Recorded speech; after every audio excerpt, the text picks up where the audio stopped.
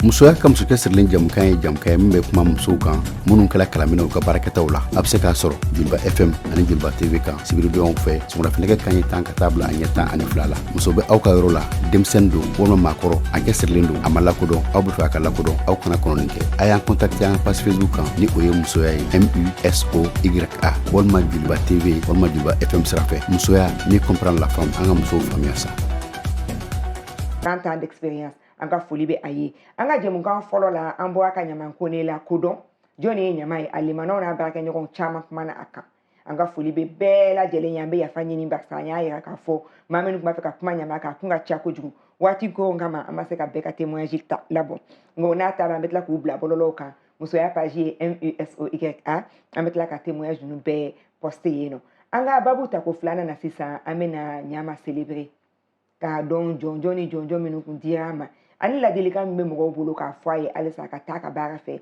a ka taa ka cɛsiri fɛ ɲama oui ça va oui ça va tout va bien good an b'a fɛ k'a dɔn Mali kɔnɔ est-ce que i ka nin syndicalisme ya ba in i ka cɛsiri ka wuli ka jɔ baarakɛlaw ye ka wuli ka jɔ migrants ye travailleurs migrants ye i ye jɔnjɔn dɔ sɔrɔ wa diplôme dɔw dir'i ma médaille dɔw dir'i ma bon n ma médaille sɔrɔ fɔlɔ a bɛ nalen ni Ala sɔnna n ma médaille sɔrɔ n ye diplôme dɔw sɔrɔ même à comptabilité l'année dernière o ye reconnaissance kan ye kosɛbɛ j'étais membre du CA aussi paix à son âme avec ma sœur que je n'oublierai pas aussi une femme très intègre Maïmouna Hélène Diarra Ala ka barabara dal nɔgɔya ye tu sais qu'à comptabilité tɔgɔ fɔ ni ma tɔgɔ fɔ ni ma Hélène tɔgɔ fɔ oui Ala ka lahara sɔn suma ye amin amin amin ya rabi amin amin kuma naam Mali kɔnɔna kow ka gɛlɛn ni i maa min tɛ se i ka hakɛ to ka bɔ mɔgɔw kɔrɔ ka t'i dogo ka don famaw kan e diplôme sɔrɔ man di médaille sɔrɔ man di f'i ka naamiya dɔɔni kɛ maaw ka hakɛ to caman bi fɔ sur les antennes n'an y'a ye an bɛ diplôme di an bɛ médaille di nin de don mais au clair la an bɛ ɲɛ bɛ kow kɛcogo la donc ne yɛrɛ transition k'u cɛsiri o ka dabila Mali ko la voilà k'o ka kɛ jɛlenya kan sinon kɔni bɛ mɔgɔw b'a fɔ bɛɛ b'a fɔ tan comme il y a des gens aussi qui me disent ah ɲama n'i bɛ i ka tiɲɛ fɔ in dabila i ka tilennenya ba in dabila i t'i ɲɛ sɔrɔ Mali ko la j'ai dit i bɛ ɲɛ sɔrɔ i ye ɲɛ yɛrɛ sɔrɔ ko n kana ɲɛ sɔrɔ a la ne fa ye min fɔ n ye ko n ka to n ka tiɲɛ kɔ ale bɛ tiɲɛ so bi Ala bolo wa ne bɛ taa sɔrɔ yen n'o tiɲɛ kelen ye ne tɛ tugu maa si ka je ne fais pas la corruption le népotisme le favoritisme quoi je n'aime pas parce que baara tɛ an bɛ dingɛw tigɛ kɔnɔ bi jamana in kɔnɔ kunba o dingɛ de don dɛ i ka compétence b'i bɔ o bɛ ne bɔ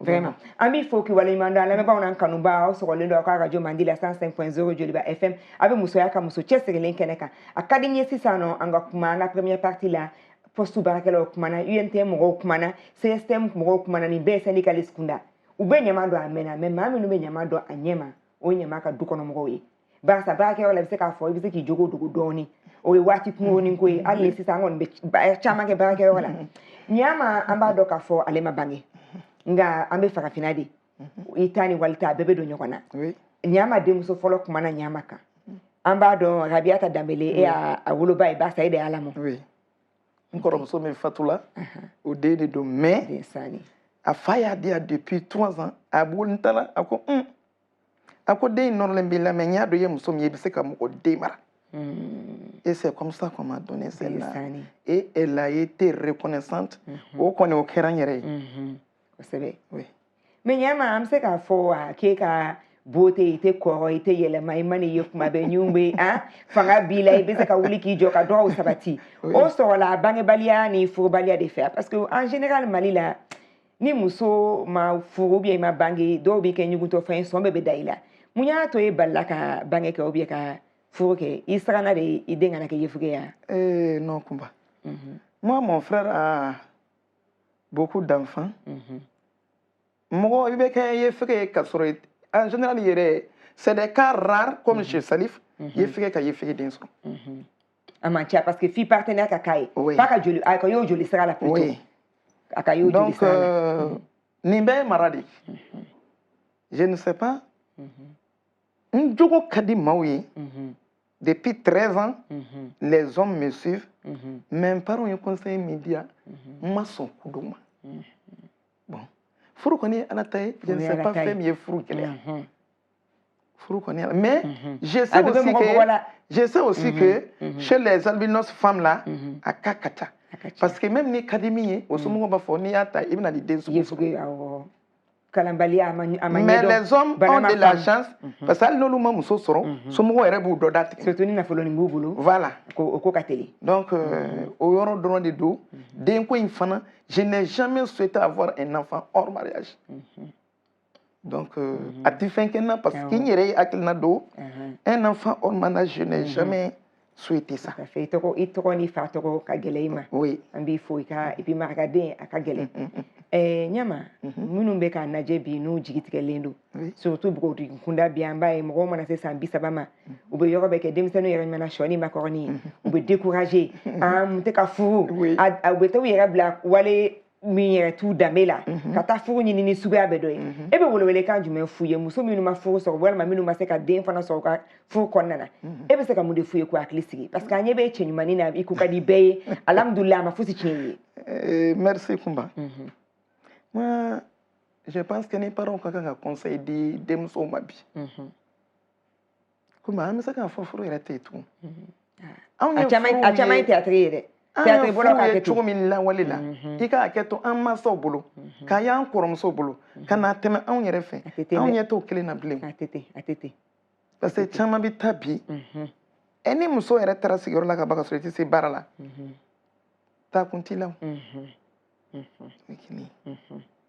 Moi, j'ai fait tout dans la vie, même il y avait ce qu'on les avec Madame Urbain Dambélé. Je viens. Madame Urbain Dambélé, n'est tombée caralique, n'est tombée conglanque. À l'ouba de Ymponi Bella, à cause tu ne laisses pas. Avec des gars voilà, non, ça va. À 40 ans déjà, tu auras des problèmes. Mogo, iki dija. Ambe bolifuru non fait pi. Afin fla de chemanou be musomanou kanyi no ka doku yere fembe ala de bolode garske be ala de bolo beka doki yere ani chewo kanyo on compléter sinon akomano ne tati fenken na muna kuma fon feni joni na kerila abla ala kamene kono les manières nyokonte parce que moi je sais que ni barado nous sommes 50 akadoko mais il est jamais trop tardé parce que nyama fleni abaka 50 na ngeba foko 25 na ere bala ngo che nyama adoni men ne chenga bibi na ere nyada foso le no netai a vraiment la kanye menyo na ni nyama jolie la justice sociale vraiment bi faut que wala nyimando ikani ouverture d'esprit là mo chamba fo kumba monebe se kan question souve à poser mba poser parce que mba do nyama est complexe zéro de miso no nyona et puis ni nyama sa ka kuma minu be kere fe dena abese ku bo ala et puis moi nous ye unyondo yi abato ka kobe kwila donc vraiment de ato amanyi ni kuma be muso ya je mun kan konnana ka tabu kase kase ka kuma kan ku briser wala sa lafia bena mo haklila na nu haklila nu dusukolo na nu dusukolo la jamana ya beja donc o de question kunye ma o kana gêner parce que nyama ima gêner n'est-ce pas OK donc anga foli ban kanu ba bela jeli si ça no amanyi na anga régime ko fait vraiment anga l'équipe forte de Kamale Nisara chemi numbe muso de mesunitli anga foli be ubey ambo de fonga réalisation nyokonte vraiment Augustin Eshubihi anga foli be aye kosebe Lamine Koulibaly ani Youssouf Sangare ulube sona ambe grambe fo kosebe ankelenga technicien attitré Joliba FM nano 105.0 Babson Abay Tembeli adede banga témoin jou besiki nyonka nere fa no Mamadou Berté ale be andeme ka berebe anga foli be obela jelenyi ne koni muso ala kuma la c'est la drone mais vraiment émission portée de par les hommes valables les hommes féministes les Kamale Nisara anga foli be uye ana fala ka obela jelim fon be no be muso deme sisa akadanye anga Rabiata Dambélé ale min so ka fa bakan témoignage neuf anga janga la me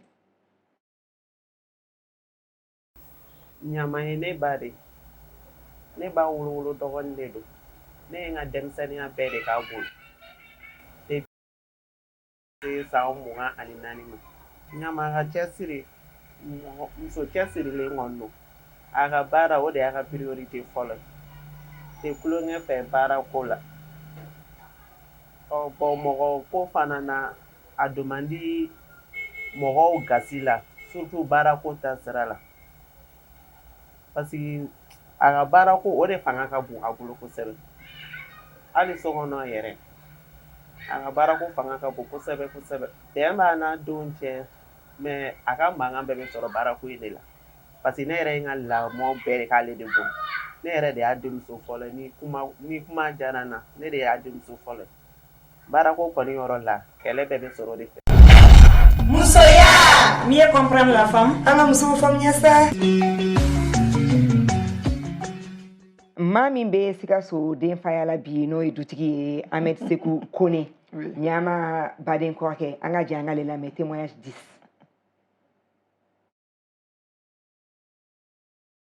Ne tɔgɔ ye Ahmed Seku Kone. Ne ye technicien supérieur génie rural ye. Bi bi in na n ka baara bɛnnen bɛ sɛnɛ ani ka radio dɔw diriger n'o bɛ Sikaso yan. Ɲama Kone o ye ne balimamuso de ye. Anw kun ye balimamuso 3 ye. Ala ye kelen ɲini ji dɔgɔya. O ye ɲama yɛrɛ o ye a kɔrɔmuso ye. Donc ɲama ye ne balimamuso 2nan ye. An bɛɛ bɛ fa kelen ba kelen. Ne de ye du denkɛ fɔlɔ. Bon ɲama kɔni ka cɛsiri ye an kan bɛ kuma kan. A y'a ka denmisɛnya kalan kɔni kora a ma deli ka tulonkɛ kɛ. A ye premier cycle kɛ ka second cycle kɛ ka taa lycée la. Ni lycée yɛrɛ tɛ a ma classé kɛ doublé. Donc a tun bɛ ɲɛmɔgɔw la. Donc ça veut dire que depuis a denmisɛnnama a tun bɛ élite cɛma. De 5 premiers ma dara n'a bɔra o cɛma. Donc kalan fan fɛ a ye kalan kɛ ka bac sɔrɔ. Bac sɔrɔlen kɔfɛ a taara NPT la.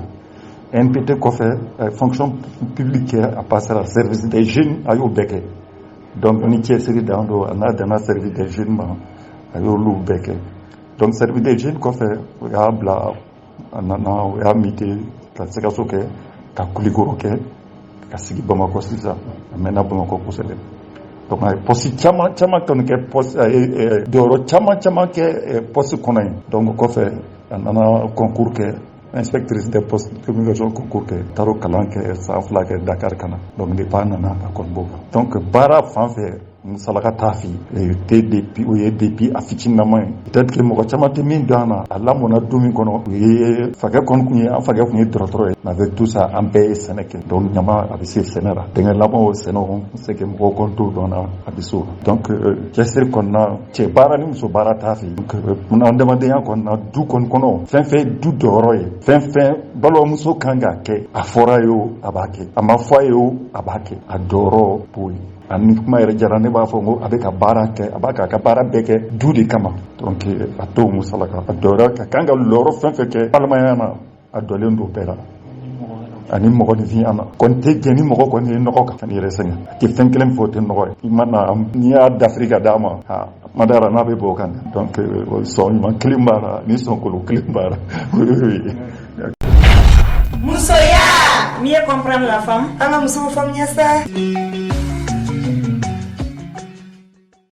Fo ka Sikasokaw bɛɛ lajɛlen fo ka foli bila maa ma ka seereya tɛmɛna Ɲama Kone kan ka foli bɛ u bɛɛ ka tila ka yafa ɲini tuguni barisa an b'a dɔn k'a fɔ témoignage cayara kojugu seereya bɛɛ kun tɛ se ka tɛmɛ waati koron kama an bɛ hakili lajigin k'a fɔ aw bɛ se ka réagir minnu ye commentaire bila ka na Facebook kan an bɛ tila ka u kalan ni Ala sɔnna a ma minnu fana ye bataki bila ka na n da bɛ s'u ma bataki siraw ye 60 82 29 29 60 82 29 29 70 30 60 30 ani 50 39 96 96 an ka musoya page directive Facebook kan o ye MUSOYA an b'a ɲini fɛ a ka jɛmukan ye aimé ka tila k'a partager kosɛbɛ kɛrɛnkɛrɛnnen la sifinnakaw u ka se ka misali ɲumanw sɔrɔ u k'a dɔn k'a fɔ lujura a bɛ hakili de la sinon yefugɛya tɛ lujura ye namariya tɛ lujura ye lujura bɛ hakili de la Ala kana to an si ka se ka hakili jugu sɔrɔ ka se ka saliya ka wuli ka baara kɛ ko baara de bɛ mɔgɔ mun nafa an ka foli bɛ an ka baarakɛla bɛɛ lajɛlen kɛrɛnkɛrɛnnen la muso cɛsirilenw minnu y'a dɔn k'a fɔ musoya tɛ mɔnɛ ye muso jɔyɔrɔba bɛ faso jɔ la Ɲama i ko médaille ma deli ka da i ma fɔlɔ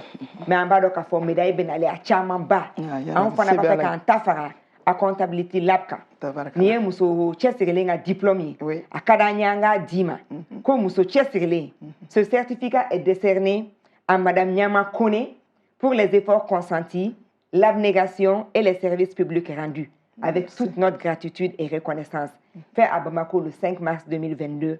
Vraiment, Nyama, merci beaucoup pour tout. Merci. Ala kantonyoroni, ala sa ala ka tafanga dima, ika bla korei, ika na bla fosiwere, ibe bon sikaso, ibe ni maski ngondo. Bombado. Ibado ni maski sugad me. Mbado. Ni chiwara de. Oui, chiwara de do. Mimbe di Sénégal bauma, chakela bauma. Mais ni chiwara mi ma de akola. Ni chiwara musomande. Ka donc a fo bara cheka yala. Muso kanyi bara la. Fayi de ala be chin sobi. Ki dabakala dima, kini ka kalambe, inika musoya be, ika infana senena. Okuma fana ya nyini kani maski dima. Chiwara musoma. Ka ifoko muso chesirele avec tous nos compliments. Muso yanga muso famille ça Alissa et cadeau faire baraka. Bravo. Avec plaisir. Donc ni ka trophée adja no nga bla tabalika pour que ni émission bana ina betaso iba bla ka sokono wala sa maukaye kengere ne ala démission kaye u ka do ka fo bara manye bila manye tilao barake donye bila vraiment initié en bois qui i corps ko ba lame qui demuso lame il va faire réagir ou ka témoigner quand bon oui ya be fo bon mais réaction mi que toujours je souhaiterais que ma fille là akakenyi Rabia Gambele oui aka seko ke kwasebe nye de chaman la mode mais ali de oui joli parce que il koroke din olu e ko wrew ça c'est la mais ni mogo ke mogo wrew damele la ka yu tataka di car samba do bi se ka mogo demara donc ne ta kona ko be ne ta olu an koroke fana an be ale be fa ya place de là je souhaite que toujours au kasranyma do de fana ko chokoroba to ko kanabi Antonani Baray, Antonani Ladriaï, Antonani Cléaï, Angala Banca, Odekai.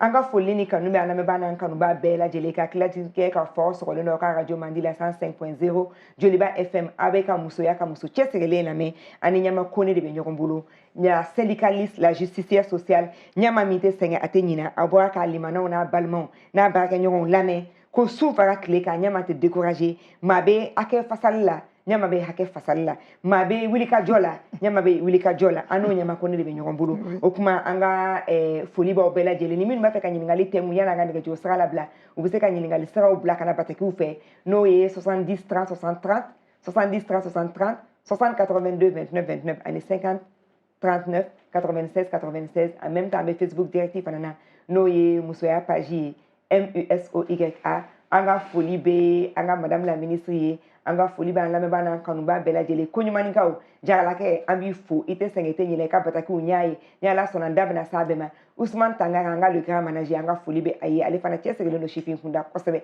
kabe ka jemuka iname foli be o bela jele nyi nyama anga tradition do be mama be na jemuka ina akada anga ningali do tengo ala muso chesegele nga question sababe akada nyanga mo nyini gola kuma be folo ye mimi ntado ni regret do bila.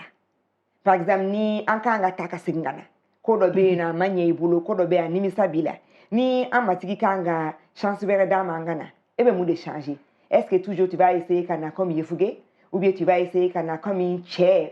Parce que mousso sengane do. Moune nankanga singana, ebe singana comme quoi? J'ai retourné la même. Ah, ok. Mouna. Kuma, ala te fly ko yekelendo. Nade mun ko de kay. Ko de kay. Ale de badon ni yoro mun ye jela tekela ala bo de ibla usra abi ke odi ko sebe oui o jaranye anga ni ngal flana e minye nyama namba poser bela jelen kuna o ye ika héritage ko ni ma bana lima ala kana amba takalima amba ibdo ko ni ala ka o jime alisa sayaka sobo alisa ngabena abena contrat mi do amba ya signé ni nyama nyete kene ma domina e ba fait ika héritage ka kemu nyama ka don chuko jume aka don comme la grande syndicaliste ou bien la justicière sociale ou bien aka don ka fo a nyama minga fari nyama mi ate kenya mamina e ba fait mudeka e ka don chuko jume merci kumba ni ene era nyini ngane ba fo nga bebe ka kene no mais m'a coudé. Mais c'est clair, ni mon collègue y a fort. Ni mon reconnaît-il tient, non, Fatmata Diallo y a fort. Non. Kuma nebi kelewo mankan fait soro. Ko nyama ni mo fle nyona bi. Iba sura sur la do la fasali dika. No te mbena fenklen fie. Kumba. Ya fama ne besra nyede. C'est pour cela ni ti do adama ne ti koke. Mi bi toro kuma te mo kana fo. Ta ya fanyi ni kwa. Iti bloc posture ya kana sima. Non. Ni ye genetic fait ni ma ni ba nyini ka keka nyedi ka kekleni akono ka keladri akono parce que au début là-bas amba doka fo ambe muso ya jemu kan de kan al ni muso chesirele no ambe muso de ambe muso la ka degun chama don eye muso ye ye fuge ima marié ima fuke ima bange ka fo bien que alhamdoulilah fa fina ibalma wo nyeji che amba doka fo okoni ye quadruple discrimination de eta te kelenye de eta e nani de parce que ça be fait nyangati be sima mais ko kere la don la mi to ka dai ka musa ya ka wal mai ka jifuga ya ka wal mai ka bange bali ya ka bon c'est raneta kalama parce que moi comme ça ko ka ba do il a fait aller ça neta moi je n'accepte pas comme tel quoi itaye oui parce que kateli tu verbe est là ne balima de nunu mbalima ke folo anga lagari abe muso furu sami ne de ya me luanse na me sa akwa ye yoro kelenyini ambi yele mafoka antokola dusoro domi pama ko atifo abada ko ne bi ya konkora muso bia la akba amba fo hornya donc j'ai vu avec celui-là de un ben sagoya là ne re ya le tanya le dimatenya femme que donc ne ya bana ko muso je te dis même tout récemment, à comptabilité qu'a activé, j'ai oublié qu'à téléphone à l'ami. Mais à 19h déjà, il y aura des questions parce que je connais ma douce. Parce que moi informé. Moi j'ai pensé nga bedo yani au RT. Mais ouais maintenant mes téléphones où y ne wele fana au manesro. Donc il est paniqué, ne terikunda ay be wele a wele la kido. Bon, ni mugu yi donc avant et il a des bicoton noyam. Parce que même dès comment je me dis peut-être non là que des dia na que zoya que fin ça allait me créer des problèmes bon. Ni de idakai. Ala bado ni de kaima. Ambe amatiga la fo ka barka da mbemba uye ka barka da somogo uye ka barka da balmayaye. Parce que vraiment mali de kadi et sinji nyene faut c'était abo. En kono ba on la me banga foli be o ye kosobe so ko lendo ko muso ya je mga mandila no ye muso chesegele ani nyama kone de be nyogombulo amba nyene régie fait. Nyama kone balma ona a baraka nyogon uya ese kala delikando de nyama ma alisa nyama kata akachesere fe ame seginga mamutu dabo ale emi so ka fo abalma muso na baraka nyogon anga témoignage 13 anga jango lame bon ne bi fami foye kunu ni bitekele a shibe haga minister parce que jatemna mi ganya soro kodo bi kesane amake a hakla bi kina fa ka décourager mais aka chala na mo ko soro mi be kuma fe abi se ka kwa abi temena ka bara yi donc ne be mi nyina fe fo ngata fo domi atara retraite la chesri mi bala bara kero kononna bara nasrala adama de on kala le nyogona ani de sunu blasral la akana décourager la fiu aka ke jemba doye moko ba doye ala ba doye donc mi hakla mi dama o yo akona ngana décourager fiu musoya mieux comprendre la femme anga muso femme nyasa. Anga témoignage 14 no ye na sungindo ye ani témoignage 15 so Ibrahim Konate ambengu beka conseil la me il se ka conseil mu di nyamama toujours mo feli mu ba dusula hakili sigi mu bala aki bamba o ka kosobe ko jugu wo ko gelewo o kana se ka boka tugo ya shi de la donc nyama alsa i chesri ne bi se ko de fo ko fara nyama ka fenka musoya mieux comprendre la femme anga muso femme nyasa ladilikan b'a fɔ ɲama ka to a cogo la n b'o fɔ kuma la ten dɔrɔn sinon ɲama tɛ yɛlɛma o ɲama tɛ yɛlɛma parce que ɲama ye région min mɔgɔ ye ne yɛrɛ lamɔna o région de la n'o ye 3e région ye Sikaso ɲama tɛ yɛlɛma Sikaso ka mana min fɔ a ka gɛlɛn a ka bɔ a kan dɛ surtout ɲama si bɛ yɔrɔ min na ɲama tɛ yɛlɛma mɔgɔ bɛ se ka dɔ kɔni fɔ a ka to a cogo kɔni na komi kuma don n'o tɛ k'a fɔ ko ɲama bɛ yɛlɛma tuguni bɔ kelen in na ayi o ɲama tɛ ayi n'a ma min fara a ka hɔrɔnya n'a ka majigi n'a ka bɛrɛbɛrɛ kan a tɛ foyi bɔ a la ɲama bɛ kungo min yɛrɛ ka balima sira fɛ yɛrɛ vie privée yɛrɛ la fɔ mɛ min dɔ la ni ko n b'a fɔ an bɛ bɛɛ ka fɔli la denba jalasiri kɔɲɔmina ɲama bɛ se ka taa Sikaso san kɔnɔ siɲɛ 5 à chaque fois événement b'a faso la a bɛ wuli ka taa a n'a ka hɛrɛ bɛ taa a n'a ka hɛrɛ bɛ segin fɛnɛ ɲama bɛ mɔgɔ dama min kungo ɲɛnabɔ dogo dogo la a ka ca ne kɔni yɛrɛ personnellement ne bɛ se ka fɛn bɛɛ fɔ a kan wa distrait tɛ n bolo a fɛnɛ. Musoya, mieux comprendre la femme. Ana muso faamuya sa. Ah, Genedugu Touabou, ça va? Oui, ça va. Oh, c'est que tu as yɛlɛma kɛ. Bon, ni sisan tɛ. An kun t'o dɔn. Oui. Mais n b'a misali ta n woloba ɲuman n'o ye Fana Berete ye a n'a n fa Golo Tarawele. Oui. An b'a dɔn k'a fɔ depuis kunna sini ka kunun tɛmɛ fo bi. Golo, le docteur Golo. Le docteur Golo Tarawele. Mais c'est mon tonton. Ah, o ye n fa ye.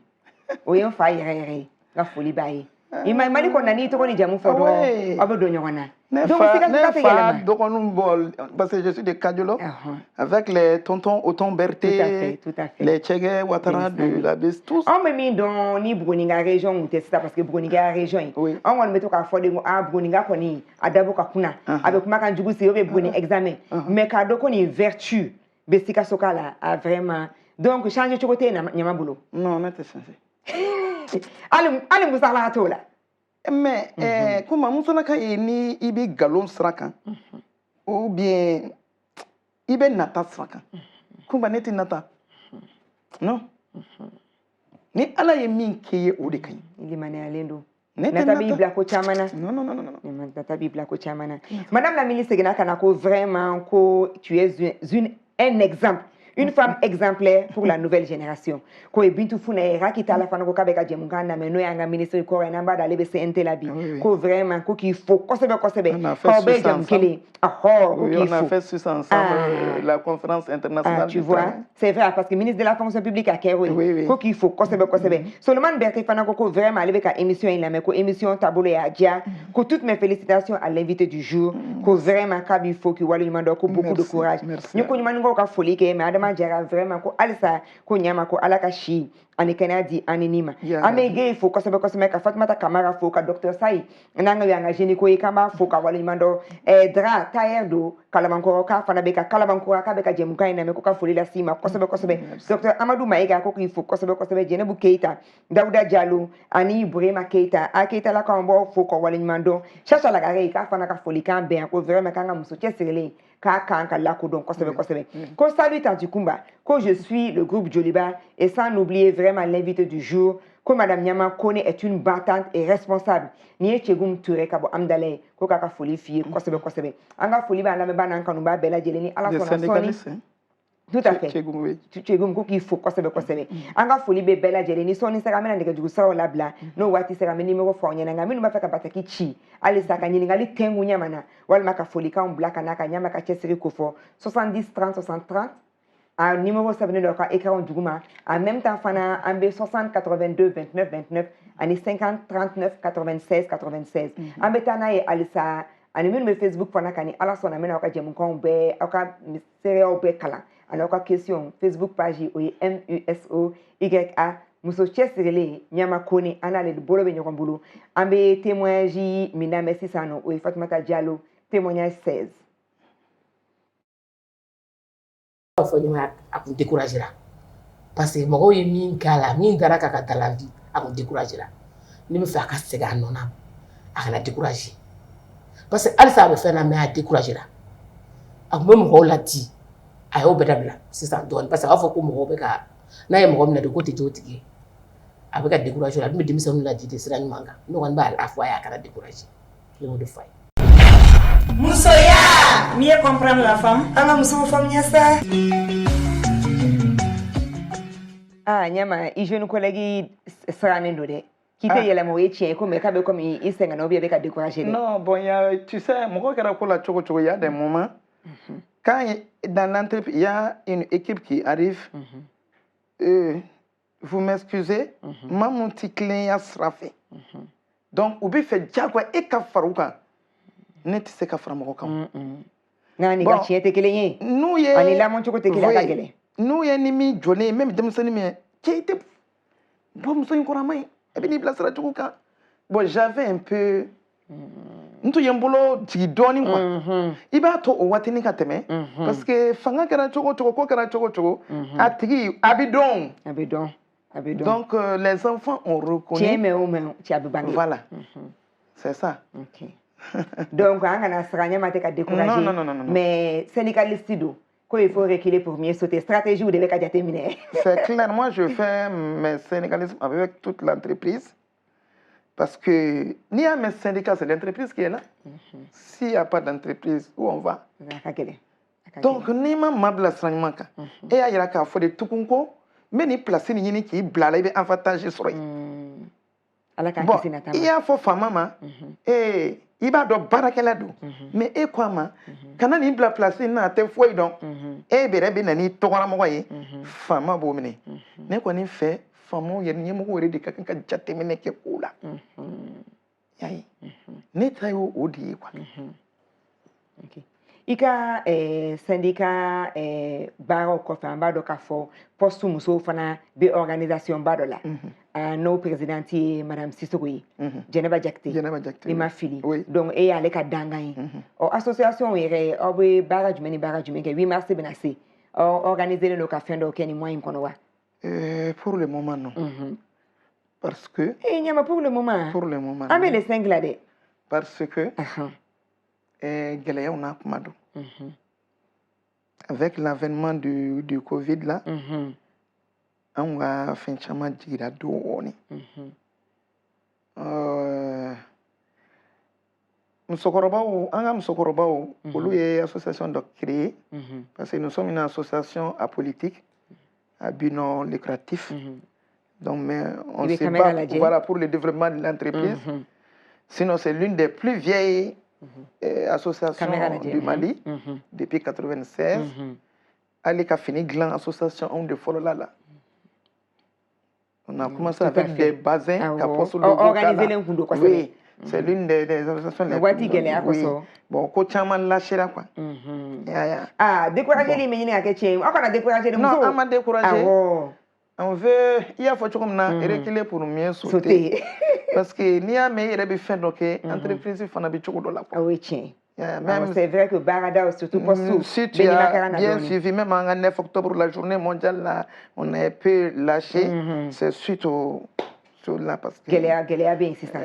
Pour ce qu'a vie abi do abi pour nati do kabo. Regarde avec l'embargo maintenant. Les gens viennent déposer les colis à sekata ou bien abi avec smaya les gens se découragent tout ça là. Abi na nko do wi quoi. Mais au kuma de fanaye anga mobiliser anga espoir de nyoma. C'est vrai que Covid be mais am se ka ban ko fait parce que ali ka da groupe WhatsApp ma. On y a kana ko ban ka anga Géléa ndo fort en tant que femme postière. Géléa du monde béno nouvelle génération on ka confluer mounier parce que si ça une réalité barrière réalité là harcèlement bé un droits humains on be bafoué donc on sait quoi la discussion ninga WhatsApp ninga obéir suggestion doye wala ça ka 8 mars fana commémorer oui obéir doye surtout que moi il y a une méthode là syndicale là on dit le cercle d'études cercle d'études est fini doye moi je le fais avec mes femmes souvent. Voilà, donc les droits des femmes là au travail, espoir très bien. Qui m'a même demandé que l'udo fin d'opono pour que le leadership développé. Parce que Bembalia Tumbi, quand j'ai échangé avec, ils ont compris que d'autres donc je fais ça même si c'est pas... donc je compte sur toi, merci Kadjan. Comment tu 8 mars doit célébrer, mais moi, de mars, célébrer. À défaut d'avoir les 365 jours de l'année, on a 31 jours, on va wasado la kossebe. Maman, faut muso ni chao bela jeli. Ko bonne commémoration du 8 mars, aben ale anjigi be chao kan kossebe. Uka faranka, anga ni journée commémorée. Fetitele, hakenyi ni dondo. Amba ni régi fait alisa anga tani aye, anga Madame Sissoko témoignage 20. Allez, mi soka fort comme conseil. Aban mamuso na baraka nyoron, naka vice-présidente anga jango lame. Conseil mi ka ɲɛsin ɲama ma o ye de a ka i bɛrɛ bɛn ni mɔgɔw ye parce que elle est très rigoureuse. N'a y'a fɔ yɔrɔ min na tuma dɔw la k'a bila yen a b'a fɔ k'a tɛ bɔ o kan donc bon ni dun ye mɔgɔ ɲɛmɔgɔ ye toujours i b'i da de jama ka yɛlɛ i kan i b'i da hali ni ko dɔ man di ye ni jama bɛnna min kan ko k'a kɛ ten i bɛ tugu o sira kɔ tuma dɔw la quoi a kana kɛ tuma bɛɛ ne de ye chef ye ne ko tan a ka kɛ ten donc o yɔrɔnin ne b'o de fɔ a ye kosɛbɛ n bɛ insister o de kan o yɔrɔ la a ka a nɔgɔya mɔgɔw bolo dɔɔnin. Musoya, mieux comprendre la femme. Ana muso famille ça. Puisque song si sur Facebook encore vraiment une très bonne émission, que bonne continuation à la Mousso Tchesirele. Djabi, Djara Djabi, merci vraiment Kumba pour cette émission et cette belle découverte. Quoi avec Bella Djele faut Omar Kebanga folie biye kosobe Mariam Boite na le anga WhatsApp groupe mai vraiment ka folie la c'est anga Mousso Tchesirele ma nyama ko ne metla ka témoignage to kala Facebook ka Mousso ya kaji MUSOYA. Allez ça metani conseil ya nanga ngejo sara la bla. Ma nyini Augustin aka jama Bella Djele fait régie fait ou ka témoignage 17 secondes allez émission ka fo ani Mohamed Traoré témoignage 17 et 18 ou ko kala anga lame.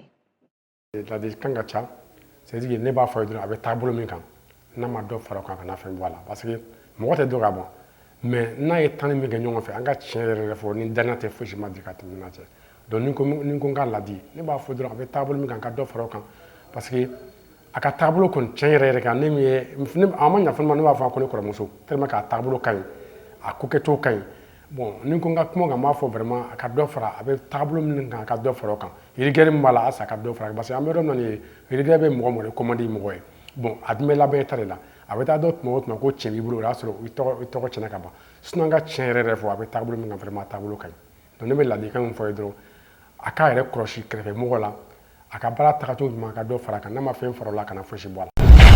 Musoya, mieux comprendre la femme. Ana muso famille ça. O ka nɔgɔn très simple ne bɛ ladilikan min di ɲama ma a bɛ cogo min na ka to ten a ka dɔ fara a bɛ cogo min na mais a kana fɛn bɔ a la cɛsiri min b'a la a ka dɔ fara a kan ka teli ye danaya mun d'a kan i ye n birositi ye danaya mun d'a kan k'a bila baara in na an b'a ɲini a fɛ hali bi k'a dɔ fara baara in cɛsiri kan an b'o de ɲini a fɛ kosɛbɛ kosɛbɛ a kana changer ala ye sabali mun d'a ma adamadenw kɔrɔ a ka dɔ fara o kan dɛ parce que syndicat baara ani dusu c'est vrai kuma dɔ an dusu bɛ bɔ mais ɲama c'est quelqu'un elle sait maîtriser a sera k'a yɛrɛ minɛ quoi en réalité donc n b'a ɲini a fɛ a b'o cogoya mun na adamadenya min b'a la a ka to a ka adamadenya in kan a kana changer mɔgɔ dɛmɛ min b'a la a ka to o kan kɔnɔya jɛlenya min b'a la a ka dɔ fara k'ale bi ne b'o de duwawu don a bɛ fɛn fɛn ɲini Alahu Taala fɛ ala k'a d'a ma ɲama bɛ mɔgɔ baara ɲɔgɔn bɔ a bɛ mɔgɔ jɛ ɲɔgɔn bɔ. Musoya, mieux comprendre la femme. Ana muso famille ça. Amin, amin, ala ka duwawu bɛɛ minɛ amin, amin. Merci beaucoup. Ah, Mohamed ko k'i kana yɛlɛma k'i cɛsiri halisa mais président ko k'i ka juru yoba dɔɔni. J'allais venir, en venir. Ni présidente Famaya. C'est-à-dire, moi, je suis vice-présidente il y a plus de 15 ans, 20 ans. Je n'ai pas cherché à être présidente. Les jeunes dames ont souhaité de tout leur cœur. J'ai dit non. Je suis dans le bureau syndical. Même Aïe Mouawere Blala. Quand elle arrivait, elle était fait un touriado. Donc, nous, elle sera mis dans les drons. Elle va là-bas. Vous m'avez fait y aller, quoi. Elle veut. Voilà. Autant, il y a un mot, la mère, même ta il y a un leader. Fais me ce qu'on a dit développement. Fico Fanani. Quand on y est taillé, Fikata au fait. Quand tu écoutes tout le monde, elle est une personne, si ça n'a pas bon. Oui, merci beaucoup, c'est une conférence débat organisée. Quand elle va de l'autre côté avec les jeunes, non, on a baladi choni na na fait non non ah ou ko kanga balani choqué. Balani choqué na pas ka dondoni. Bon na ko je donne un exemple quoi. Donc allez me singo luka féminin. Bon quand on est responsable aussi, il y a la part de c'est pas parce que je m'impose. Oui. Mais il y a les responsabilités. Mais vision be là, il y a une vision d'atto ko. Moi, je ne peux pas être, c'est pas qu'on s'impose, mais j'ai vu beaucoup de choses à travers les formations syndicales. Et puis, mais j'espère que tu partages beaucoup. Oui. Oui. Moi, j'ai commencé par là. Donc, j'ai été, grâce à Katlé, jusqu'au Palais des Nations.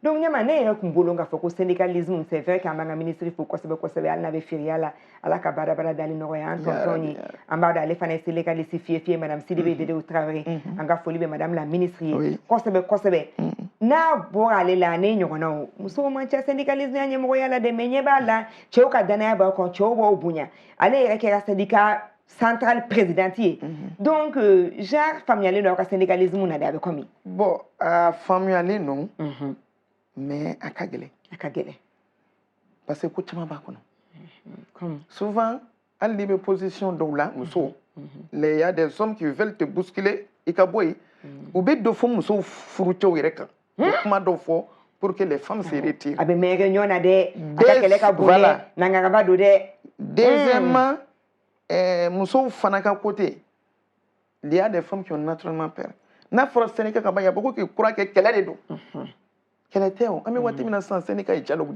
et puis abe formation fanaka ka oui formation chama ba kono donc au yoro de ba là quoi nous sommes fait bon la disponibilité des femmes aussi n'est pas là. Bon, cela n'empêche d'être dans le groupe. Tout à fait. Donc, pour notre. Bon, nous sommes des tantes, nous sommes et puis. En général, donc, ça veut dire que ma mère c'est un faoui, un encore que corbeau. Depuis 2000 là, quand mi en fait, moi que tu vas mener. Ou quand j'ai affaire à donner, ou quand formation d'âme, ou quand il y a un café, il y a un engagement moussoyer, un manifindi, un joro kaka, un baraque du mankatka. Amène un négociateur sera la blani, wati na un négociateur sera 20 72 02 93 20 72 02 93 ni mami ba fait ka welelike walma ko anyi ngali tengu ou bien ka do fara fole onka ou be se ko ke 20 72 02 93 ni wati na nga betani ayeya nega josa ka do amanga témoin jour la me barsanya ma baraka nyoko alisa anaka dukono ma wulu ba fait ka ngali kofe bo fait ka conseil chamandi nyamama ademuso tsegena kana no era biatai ay mi so ka fara bamsoi témoignage 21 anga ji anga la me on a la dil campagne ne ba ko aga chesiri alsa ay mi nga teme na ma mi faro ko kana fembola parce que ay la do mi yere da onga surtout barako ta fampe atona ba on bolobi surtout so kono na yere la on mena ya barake en pla atanga so kono barake sans problème amake la chi sera flash la akone mi on la moni bara fanga mi alsa ka jila jawla a dusuka bo o e barako ta sira nte na mo ko mi panado mo ko jukute mi ba kono na ya fo yoro mi na yo bane nta dusuka bo ko sebe te kulenga barako la da dusuka bo me na ya fo sisa yo ko bane dusu yi ngade so be bla parce que hakila yo lu chene u bere dusuka bo me o te dusu ta galon kan kwa nu ye ga dusu ta fo fena ni a sebe chien sora duguma Moussoya, mieux comprendre la femme. Ah, mousso femme nya ça. Ah, nya ma ide mousso ko ka dusu bla. Anyway, va faire des mousso ka kinyo ka dusu donita. Avec équilibre be sort jogo me. Bon, elle aussi, elle est comme ça, elle est timide, elle ne réagit pas. Ni connaît la réaction qu'elle mène. Il y a des mathématiques. Voilà. Une fois, elle a eu des réactions comme ça avec un médecin, un radiologue là, ou ça là, je ne sais pas. Elle a dit, Bramso Arabia et Kodoka de non. Tu es au service, il me dit, Mota, docteur Souleka Tanyani. Tu vas voir qu'elle a raison. Effectivement, parce qu'une femme qui a un enfant malade, elle en a idée depuis 6h, 5h du matin, les gens qui viennent à 11h, 10h devant ces mêmes femmes-là, en compte, finalement, ces jours-là, elle a éclaté. Donc, voilà. Il s'est animé. À quoi t'antifier, comment il faut que tu aies 2000 ans, mon ébolé, c'est qui est tout, sinon, il va qu'à fin donc. Oui.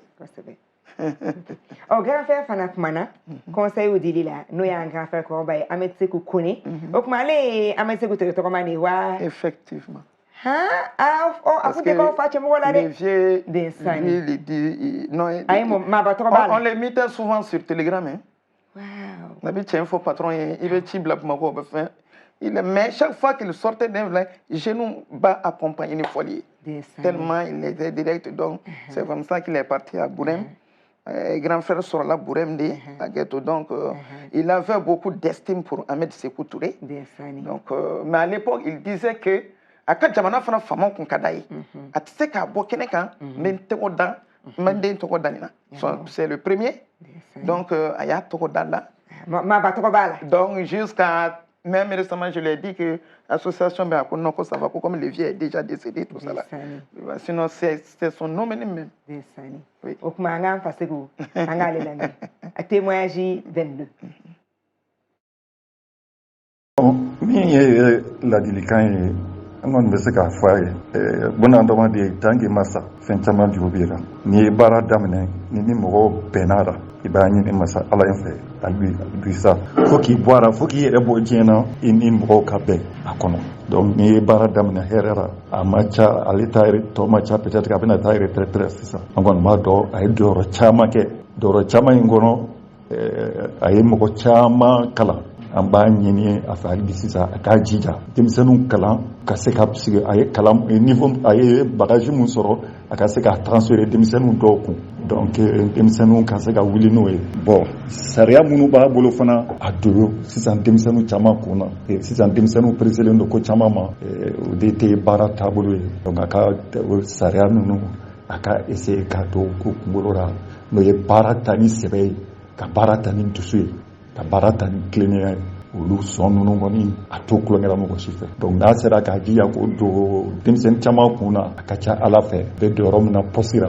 a bɛ kɛ kunkɔrɔta ye pɔsi mɔgɔw ma bon min y'a ni anw yɛrɛ dama ni ɲɔgɔn cɛ a bɛ don yɔrɔ min na du kɔnɔ an tɛ n'o fɔ mɔgɔ si ye an b'a ɲini masa ala fɛ hali bi sa o don yɔrɔ in ka se ka fa fo ka taa se ala ta don ma an b'a ɲini masa ala in fɛ sa k'a baraka don a la k'a si d'a ma k'a timinadiya d'a ma bon o kɔfɛ ani mɔgɔw yɛrɛ cɛ mɔgɔninfin n'i kɛra saya gɛlɛtigi ye kuma ka ca mɔgɔw t'a faamuya donc ne kɔni bɛ kɔrɔkɛ place la ne b'a ɲini mɔgɔ caman fɛ a bɛ se ka kɛ a ka sariyaw kɔnɔ a donna dɔw gasi la olu m'a faamuya olu ka yafa a ma baara kɛ ɲɔgɔn contexte don mɔgɔ min don a kɔnɔ jɛlen don fo ka dama tɛmɛ n'a ye min fɔ yɔrɔ min na o y'o bannen mais a tɛna musalaga donc ni mɔgɔ bɛ ten yanni ka faamuya a kuma ka ca donc ne kɔni bɛ se ka min fɔ olu ye k'a ɲini a fɛ ani busa ani bɛ baara kɛ yɔrɔ min na a ka jija a n'o ka bɛn baara in ka ban hɛrɛ ani baden na n'a ban don sera don min na a ka ban hɛrɛ ani badon na a baden na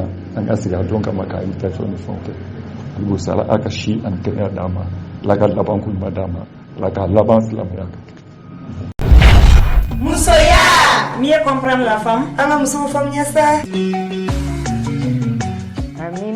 amin ko kunye ɲɛmajɔ ye e kɔni ko k'e bɛ jilaja kuma bɛɛ i kana ko kɛ min b'i bila position na k'i ka yafa ɲini nka grand frère kama ale ye grand frère ye olu ye maakɔrɔw ye ale kɔni ko bɛɛ ka yafa sigiɲɔgɔnya ma nɔgɔ n'i ko n'an ka sigi dɔrɔn i ko n'an ka kɛlɛ donc i grand frère ka kumakan ni a ka conseil réaction de b'i bolo bon ale y'a bɛɛ fɔ a y'a bɛɛ fɔ a y'a bɛɛ fɔ parce que kuma adamadenw tɛ tiɲɛ fɛ tugun an tɛ tilennenya fɛ tugun i b'a dɔn i bɛ fɛn caman kɛ bi à la poste beaucoup de gens le disent hein réunion ni fɛnw na ɲama bɛ kuma dɔ fɔ a bɛ digi mɔgɔw la mais a bɛ laban ta la chaque fois expérience o ye ne fa o parce que n'i y'a fɔ don min na a bɛ digi mɔgɔ caman na mais il y a beaucoup vous m'excusez les thèmes il faut avoir le raisonnement qui va loin si les raisonnements s'arrêtent au bout des nez a ka gɛlɛn bon les gens veulent tout juste ɲɛ nin kɛ tan dɔrɔn a ka kɛ tan ɲɛ nin fɛn tan ka kɛ tan ils ne projettent pas dans le futur bon ne ka vie o di je projette est ce que ni ne ye nin kɛ tan bi a bɛna wolo mun na sini donc voilà an b'an kanubaa n'a lamɛnbaa bɛɛ lajɛlen fo k'a hakililajigin kɛ k'a fɔ bataki siraw olu kɔfɛ nɛgɛjuru sira dayɛlɛlen don n'o ye 20 72 02 93 20 72 02 93 an b'a dɔn kuma dɔ appel bɛɛ bɛ don ɲɔgɔn fɛ ni maa min b'a fɛ ka ɲininkali tɛngu ɲama na walima n'u b'a fɛ ne de k'u wele uka bataki langolo chima amba ese ka appel kelen walma flata bata wati ko onendo 20 72 02 93 walma uka bataki langolo chi 60 82 29 29 ne yere bu wele 60 82 29 29 ne bataki langolo chula ambeta na ye alisa ni maminu be a fait ka réagir donc a réagir fana bataki sira fait ale sa ka jeli muso ni terimso ale fana ko conseil ba bolo ka dima no e Fatmata Dramé anga je témoignage 23 anga la me be mi fay abe femi ga kana foshi bwala na ma fem faraka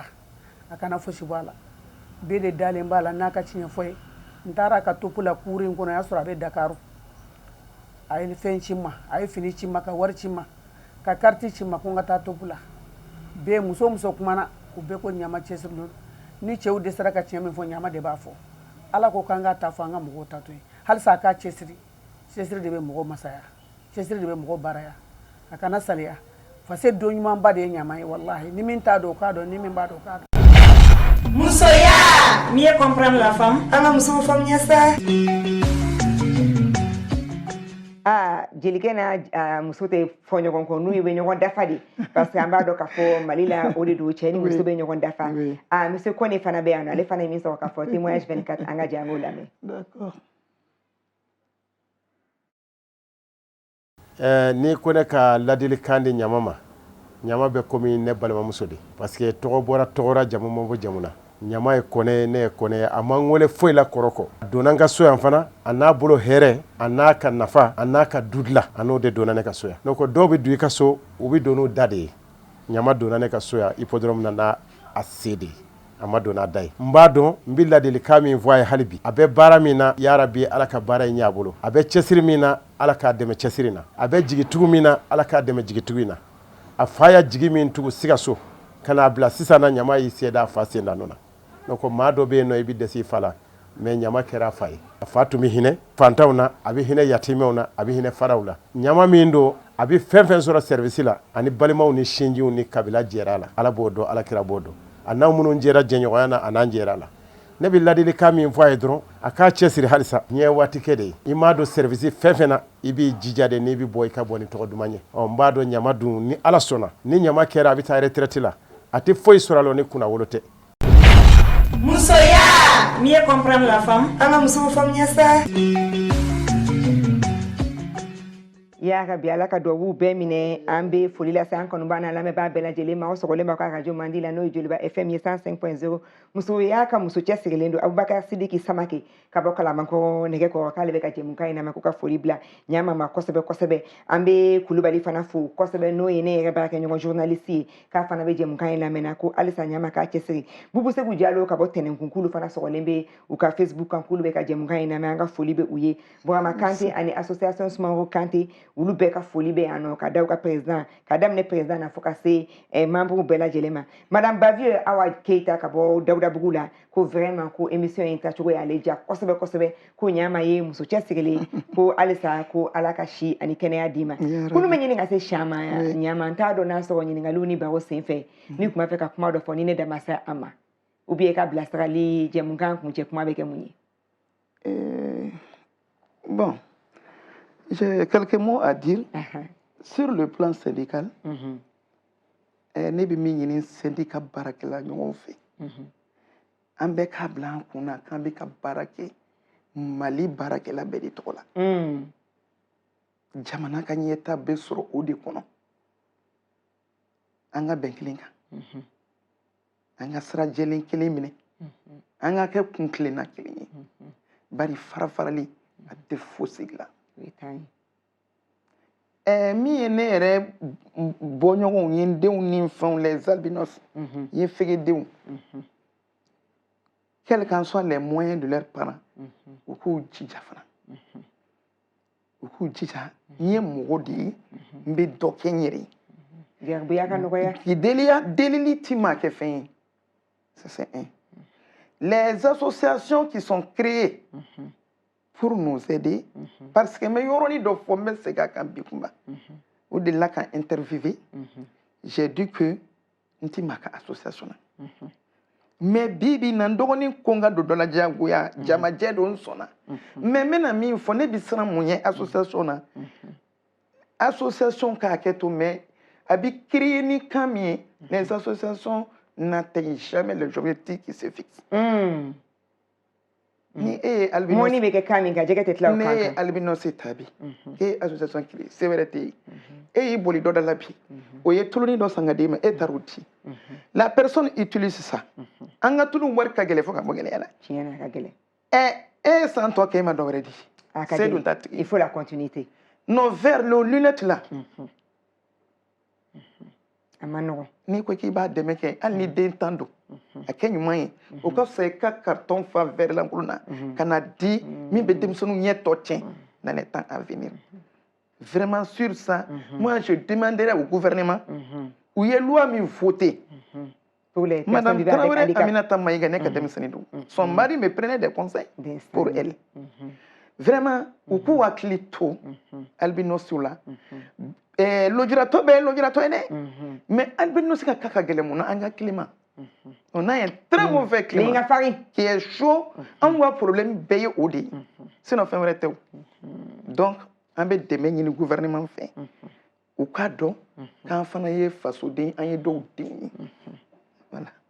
An b'an ka présidente fo kosɛbɛ n'o ye Hakimatou Djigui ye an ka foli b'a ye ale ye handicapé lujuratɔ bɛ ka présidente honorable don a bɛ CNT kɔnɔ an ka muso cɛsirilenba n'o ye Rokia Jakite ye Rose an b'a fana fo kosɛbɛ kosɛbɛ maa maa bɛ vie ni lujura ye an b'a dɔn bi bi in na Mali kɔnɔ an bɛ se k'a fɔ wulilen don k'u jɔ k'u cɛsiri barisa u y'a faamuya k'a fɔ lujura fɔlɔ Atuma Djigui aussi Atuma Gakou aussi Atuma Gakou une grande sœur Atuma Gakou c'est ça madame Djigui Atuma Gakou kosɛbɛ an ka foli bɛ aw bɛɛ lajɛlen ye ni kun ye muso y'a ka muso cɛsirilen ye bi an ni ɲɛma Kone de kun bɛ ɲɔgɔn bolo la syndicaliste fiefie justicière sociale ɲɛma min ko ko ale tɛ dɛ k'o bɛɛ de ka se ka lafiya k'ale tɛ lafiya k'ale tɛ da k'ale tɛ sigi ko fo an bɛɛ ka hakɛ ka se ka sabati an n'o ɲɛma Kone de kun bɛ ɲɔgɔn bolo bi UNTM syndicaliste don poste baarakɛla don défenseuse des droits humains PCA président du conseil d'administration eh oui madame la présidente accountability lab ni mɔmɔ bɛ accountability lab jɔyɔrɔ dɔn olu de ko yoru zéro ko discrimination zéro ko ségrégation zéro ko bɛɛ k'i tilen faso jɔ ma bɛɛ k'i tilen nafolo ɲuman sɔrɔli la o tuma an b'a ɲini an lamɛnbaaw n'an kanubaa bɛɛ lajɛlen fɛ bɛɛ ka fara an kan ni mois de mars an k'a don ba la mardi don o ye le 8 mars ye la journée internationale des droits de la femme muso ka hakɛ tɛ se ka sabati cogoya si la fo aw ka sɔn an faw an furucɛw an denkɛw an ka jamanaden ɲumanw aw ka wuli aw ka fara musow kan musow ka hakɛ ka se ka sabati musow ka lafiya u hakili la musow ka lafiya u dusukun na u ka se ka fara aw kan an k'an faso jɔ barisa Mali bɛ nimakaran na dɛ Mali kan ka wuli ka pan de o panni comme premier ministre y'a fɔ cogoya min na ka wuli ka sigi ka wuli ka jɔ ka tagama ka fɔ ka boli anw bɛ panni fara kan a tɛ sɔrɔ cogoya si la fo Mali kama fila ka sɔn cɛlakaw ka wuli musolakaw ka wuli o kuma musoya ça continue sur les réseaux sociaux an ka Facebook page ye MUSOYA jɛmukan nin n'aw bɔra k'a lamɛn segin bɛ kɛ a kan ni Ala sɔnna ma ni radio kelen in sanfɛ n'o ye 105.0 ye mardi don à 14h jɛmukan in segin bɛ tila ka kɛ a kan n'o ye mercredi à 20h radio La Bonne Nouvelle a bɛ se k'aw sɔrɔ o la n'o ye 96.6 ye 18h30 mardi o fana bɛ musoya jɛmukan tɛmɛ an ka foli ni kanu bɛ aw bɛɛ lajɛlen aw bɛ taa an ka muso cɛsirilen bɛɛ lajɛ an ka YouTube page kan an an ka Facebook page a b'an ka émission bɛɛ lajɛlen sɔrɔ ye an ka réalisation Augustin Eshubihi Yusuf Samake Sangare son Lamine Kulubali son ani Babson Abaye Tembeli ale de ye témoignage ninnu bɛɛ sigi ɲɔgɔn kan an ka foli bɛ a bɛɛ lajɛlen ani Mamadou Berté ka studio labɛn ka bataki ci aw ma an ka nɛgɛ kɛrɛfɛ juru la an ka grand B an ka technicien attitré Boubacar Traoré on se dit alors à la semaine prochaine plaise à Dieu ni Ala sɔnna ma an n'an ka ministre bɛ kɛ ɲɔgɔn kan pour que le rôle et la place de la femme dans la réconciliation nationale ani Ikasa Maïga bɛ ɲɔgɔn bolo ka kuma o kan nka yan'o cɛ 8 mars spécial musoya bɛ n'o kɛ à 16h donc radio Joliba ani télé Joliba an bɛ kɛ direct la à 16h pile canal ni Malivision bɛ sanfɛ an b'aw bɛɛ invité aw ka fara an kan an ka 8 mars kɛ mun bɛ kɛ ɲɔgɔn fɛ on se dit à la semaine prochaine et le 8 mars c'est mardi à 16h merci quand même au bon week-end musoya ka muso cɛ sirilen jamukan ye jamukan ye min bɛ kuma musow kan minnu kɛla kalaminɛw ka baarakɛtaw la a bɛ se k'a sɔrɔ jeliba fm ani jeliba tv kan sibiridonyaw fɛ sɔgɔmadafinɛgɛ kanɲɛ 10 ka taa bila a ɲɛ 12 la muso bɛ aw ka yɔrɔ la denmisɛnnin don walima maakɔrɔ a cɛ sirilen don a ma lakodɔn aw bɛ fɛ a ka lakodɔn aw kana kɔnɔnin kɛ a y'an contacter an page facebook kan ni o ye musoya ye musoya walima jeliba tv walima jeliba fm sira fɛ musoya ni comprendre la femme an ka musow faamuya sa